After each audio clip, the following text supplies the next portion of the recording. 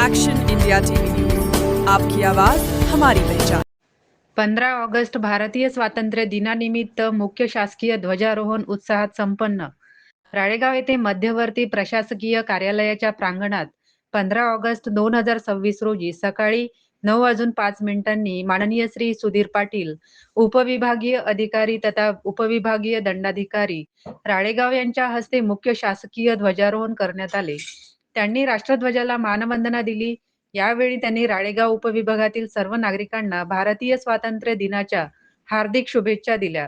कार्यक्रमाला अमित भोईटे तहसीलदार, केशव पवार गटविकास अधिकारी, अरुण भगत नायब तहसीलदार, किरण किन्हाके मॅडम नायब तहसीलदार, ममता निचत नायब तहसीलदार, गिरीश पारेकर मुख्याधिकारी, नगर पंचायत राळेगाव, शीतल मालटे पोलीस निरीक्षक राळेगाव, सागर विटाळकर, योगेश कुमार दंदे API, नयना गुंडकवार सामाजिक वनीकरण विभाग, मंडळ अधिकारी, तलाठी, महसूल सेवक तसेच महसूल प्रशासनातील अधिकारी व कर्मचारी, पत्रकार बांधव आणि प्रतिष्ठित नागरिक मोठ्या संख्येने उपस्थित होते।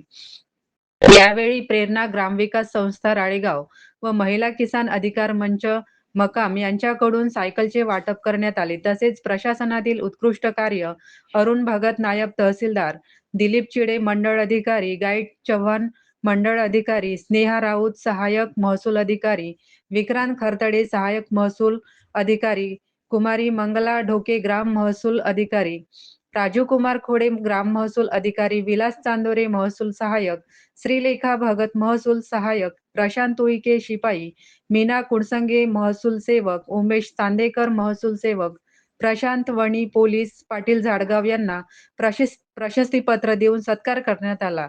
मुख्य संपादक विनोद माहुरेसह राळेगाव शहर प्रतिनिधी गणेश काळे।